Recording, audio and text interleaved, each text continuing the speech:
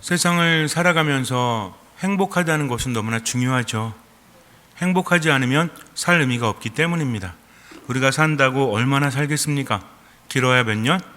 길어야 150년. 그러니까 짧은 세상인데 행복하게 살아야죠. 그런데 세상은 완전하지 않다고 했죠. 아무리 행복하려고 인간적인 방법을 다 동원해봐도 인간은 혼자서는 행복할 수 없습니다. 우리는 그렇게 믿고 있죠. 왜냐하면 세상은 완전하지 않기 때문에 하느님 나라가 완성이 되고 내가 하느님 나라에 속하지 않으면 우리는 아무리 인간적으로 노력을 해도 행복할 수 없다는 것을 알아야 합니다. 물론 믿지 않는 사람들은 그것을 부정하겠죠. 그러나 우리는 믿는 사람들이기 때문에 그것을 믿고 하느님 나라를 추구하는 것입니다. 어떤 사람이 산에 올라가서 금광을 발견했어요. 너무나 행복합니다. 이제 나는 부자가 되었다. 그러니 이제부터는 편안하게 살아야 되겠다. 그런데 갑자기 산불이 나서 도망을 가지 못합니다.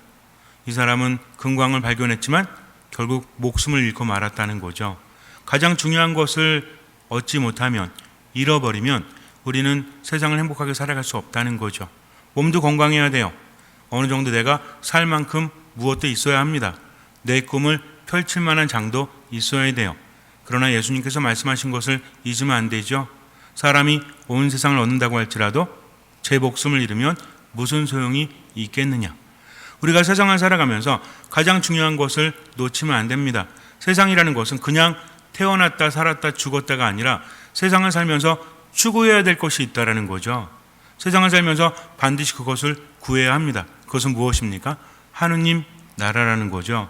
내가 하느님 나라에 들어갈 수 있도록, 내가 하느님 나라에서 머물 수 있도록 최선을 다해서 그것을 얻지 않으면 아무리 다른 것들을 얻는다고 할지라도 의미가 없기 때문에 그래요. 그래서 인간적인 것을 추구하는 것도 좋은 것이지만 가장 중요한 것을 잊으면 안 된다는 거죠. 그러면 하느님 나라를 추구하면 나머지 인간적인 것은 얻을 수 없나요? 그렇지 않습니다. 예수님께서 뭐라고 하셨죠? 먼저 하느님의 나라와 의를 구하면 나머지도 풍성히 받게 될 것이라고 말씀하십니다. 중심이 잡혀야 한다는 거죠. 하느님 나라를 추구하는 사람은 몸도 마음도 특히 영혼도 중심을 잡기 때문에 불안하지 않다는 거죠. 두렵지 않습니다. 자기가 무엇을 소유한다고 할지라도 거기에 소유당하지 않는다는 얘기죠. 근데 중심이 없으면 어때요? 이리 흔들리고 저리 흔들리죠.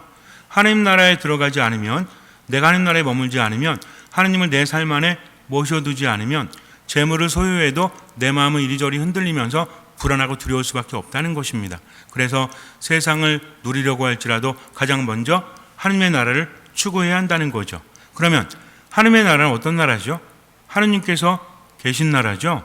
우리는 누굴 통해서 하느님을 만날 수 있죠? 예수 그리스도를 통해서 하느님 만날 수 있습니다.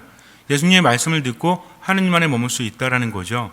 성경을 보면, 특히 복음을 보면 예수님을 만난 사람들이 예수님을 알아보느냐 그렇지 못하느냐에 따라서 얻는 것이 다르죠. 예수님을 하느님으로 알아본 사람들은 믿음을 통해서 구원을 받습니다. 그러나 눈앞에 계신 예수님을 알아보지 못하는 사람들은 직접적으로 구원을 받았다는 소리를 못 듣게 된다는 거죠.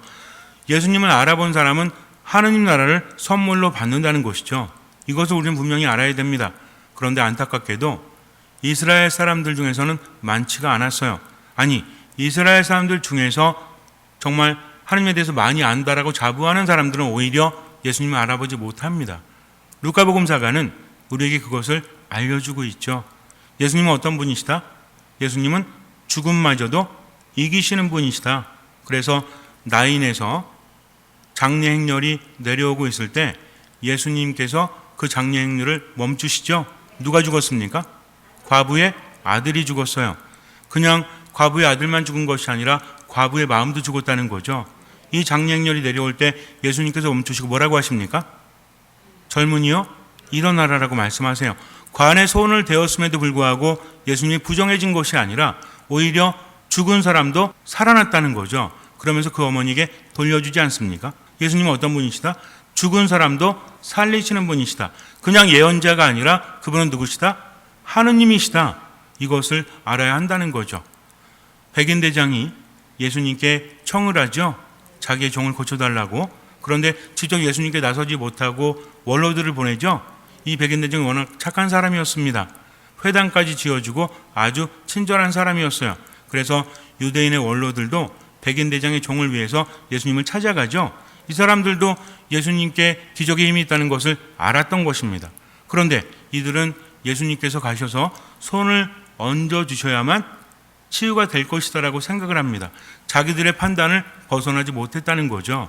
그래서 예수님을 모시고 백인 대장의 집에 가는데 백인 대장이 종을 보내죠. 뭐라고 합니까? 한 말씀만 하시면 제 종이 낫겠습니다. 이스라엘의 어떤 사람들도 예수님의 말씀으로 치유가 된다는 것을 고백하지 않았어요. 근데 이 사람은 오지 않으셔도 됩니다. 당신은 한 말씀만 하셔도 제 종이 낫겠습니다 하면서 뭘 보여줬어요? 믿음을 보여줬다는 거죠. 이것은 사람들에게 배운 것이 아니라 스스로 듣고 깨닫게 된 새로운 믿음이라는 겁니다. 예수님 뭐라고 하십니까? 이스라엘에서도 이런 믿음을 본 적이 없다라고 하세요. 그런 분이 누구시다? 예수 그리스도십니다. 즉 예수님을 만나기 위해서는 여태까지 배운 것들, 습관 이런 것이 아니라 그분을 보고 그분의 말씀을 듣고 그분을 알아보는 사람, 이분이야말로 누구시다? 하느님이시다. 그분의 말씀은 치유하고 죽은 사람도 살리신다. 이런 믿음이 있는 사람은 예수님 앞에서 어떻게 합니까? 최선을 다한다는 거죠. 어떤 사람이 하나님 나라 얻는다고 했죠? 우린 분명히 오늘 고백했고 알고 있습니다. 하나님 나라는 하느님이 계신 곳이고 예수님을 통해서만 하느님을 알아볼 수 있으니 예수님을 만난 사람은 하느님을 만난 사람이다. 예수님 그러셨죠? 나를 본 것은 아버지를 뵌 것이다. 하느님 나라는 너희 가운데 있다. 그러니까 누굴 받아들이는 사람? 예수님의 말씀을 듣고 그분을 받아들이는 사람은 하느님 나라 안에 속한다는 것입니다. 근데 예수님께서도 이런 말씀을 하세요. 어떤 사람이 밭에서 보물을 발견하면 어떻게 한다? 집에 가서 가진 것을 다 팔아서 그 밭을 산다라고 하십니다. 또 진주 상인이 굉장히 귀한 진주를 발견하면 어떻게 한다? 집에 가서 가진 것을 다 팔아서 그 진주를 산다라는 거죠. 가만히 보니까 어떤 사람이 하나님 나라를 얻는다?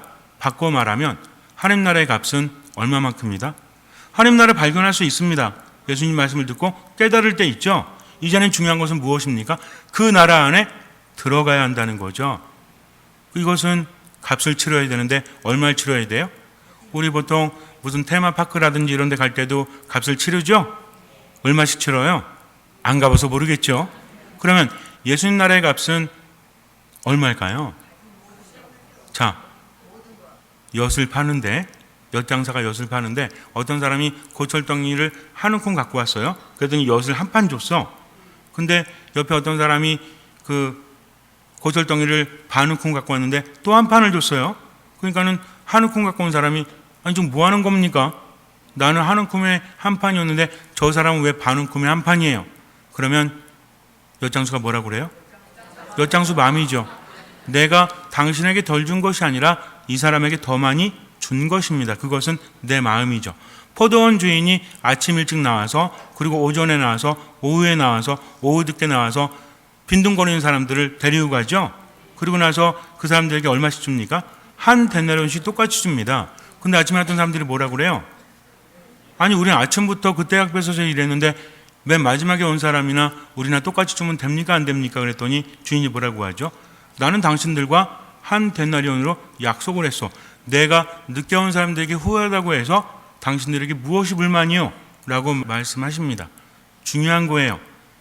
늦게 온 사람들은 하루 종일 마음고생하다가 예수님 만나서 하느님 만나서 하느님 나라에 들어간다는 이야기죠. 이것은 무엇입니까? 하느님께서는요 우리 능력을 보시는 것이 아니라 할 수 있는 만큼 최선을 다하면 나머지는 채워주시는 자비로운 분이시다.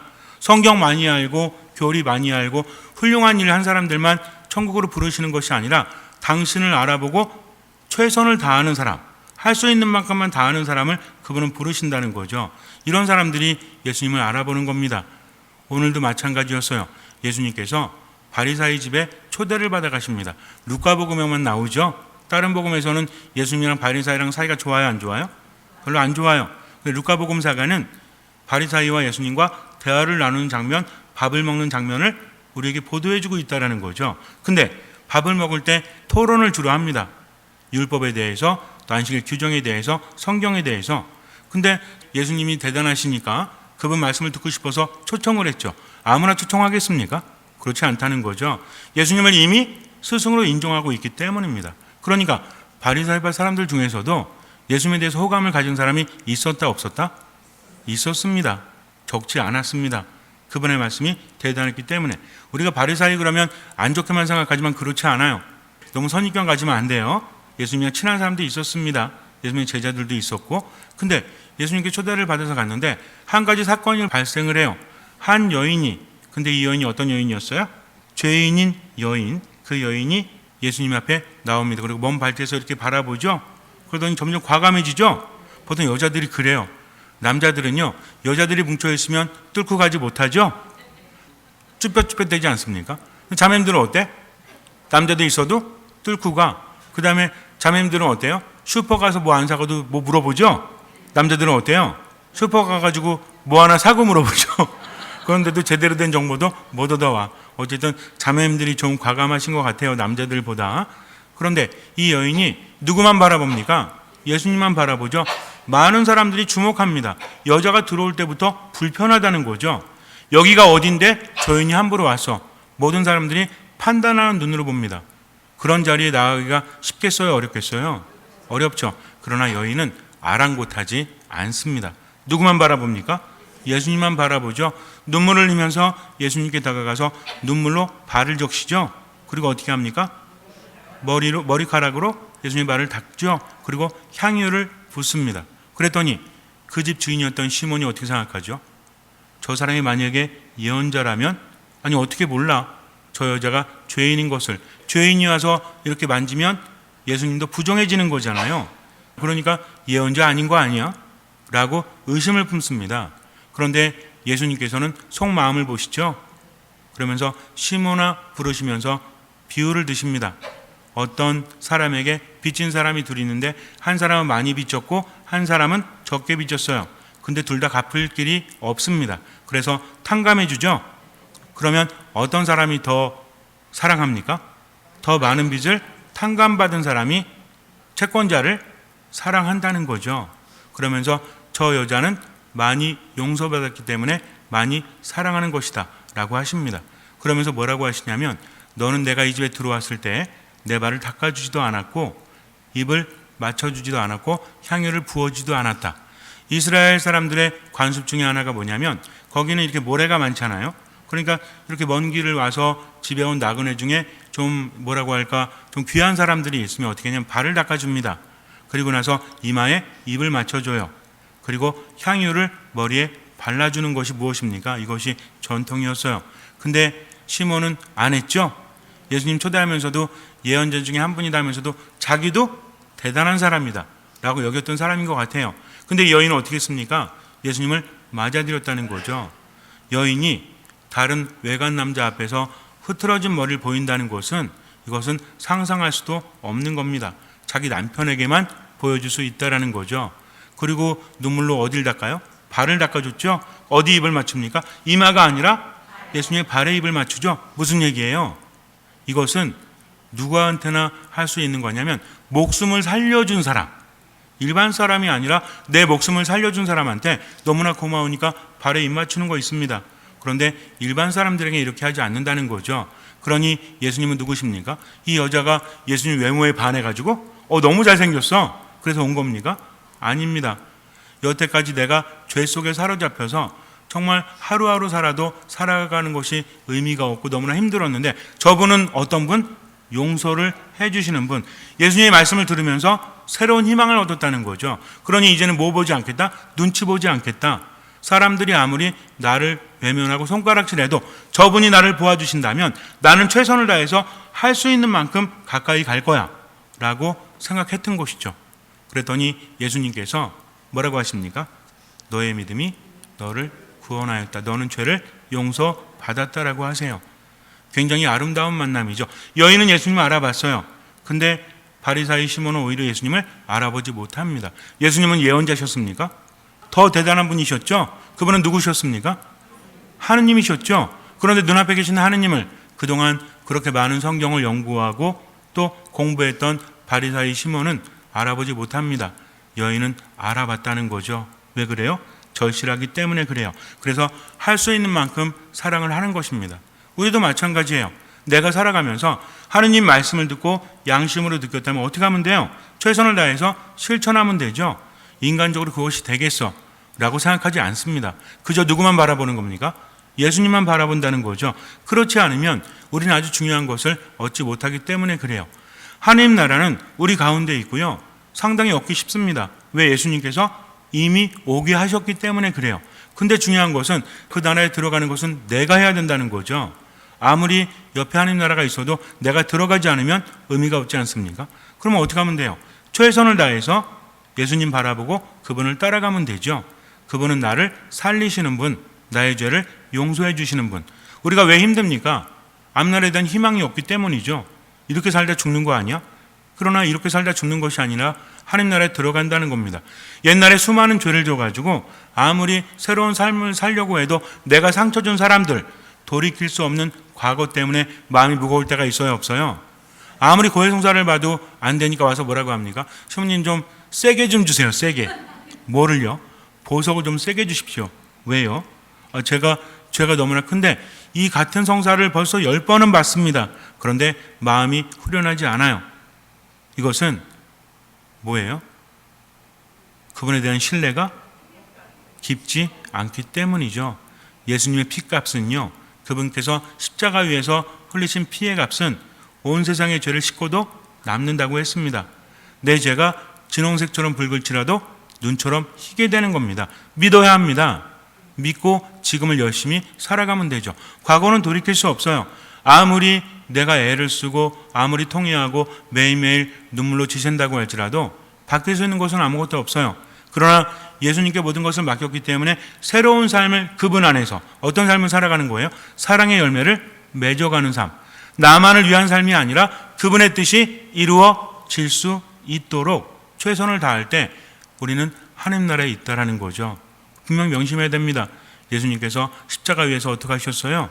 아무 말씀 없으시다가 죄인 하나가 뭐라고 합니까? 마지막 기회였죠? 죄인들에게는. 근데 한 사람은 예수님을 모욕하고 스스로의 삶을 저주하지 않습니까? 뭐 어차피 이제 죽을 건데 뭐. 그런데 한 사람은 뭐라고 합니까? 자기 죄를 뉘우치죠.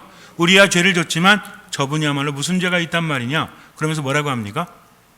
당신의 왕국에 들어가실 때 저를 꼭 기억해 주십시오. 그랬더니 예수님 뭐라고 하십니까? 정녕 네가 나와 함께 낙원에 들 것이다 라고 말씀하십니다. 구원은 누구의 마음이에요? 예수님의 마음. 그럼 예수님이 뭘 보고? 외모를 보고? 아유, 우리 광명에 있는 자매님들이 이쁘니까 천국 가세요 이렇게 합니까? 아니라는 거죠. 뭘 보십니까? 믿음을 본다는 것입니다. 믿음은 무엇입니까? 그분께 모든 것을 맡기고 그분의 뜻대로 지금을 살아간다는 거죠. 잠시 눈을 감으세요. 예수님을 만납니다.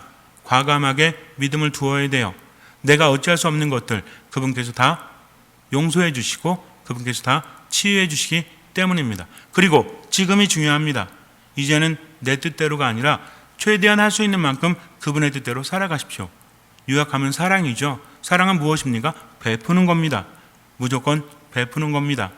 베풀면서 살아가십시오. 그래야만 내 양심도 느낄 수 있는 것이죠. 아무것도 판단하지 마십시오. 내 자신에 대해서도. 왜? 나는 하느님이 사랑하는 존재이기 때문입니다. 그러니 과거에 묶여있지 말고 최선을 다해서 지금을 살아가십시오. 바리사이 시몬은 판단했죠. 하느님께서 앞에 계신데 오히려 그 앞에서 여인을 판단합니다. 그런데 하느님은 용서하십니다. 판단하는 자는 인간이지 하느님이 아니시기 때문에 그래요. 사람들이 나를 판단해도 걱정하지 마십시오.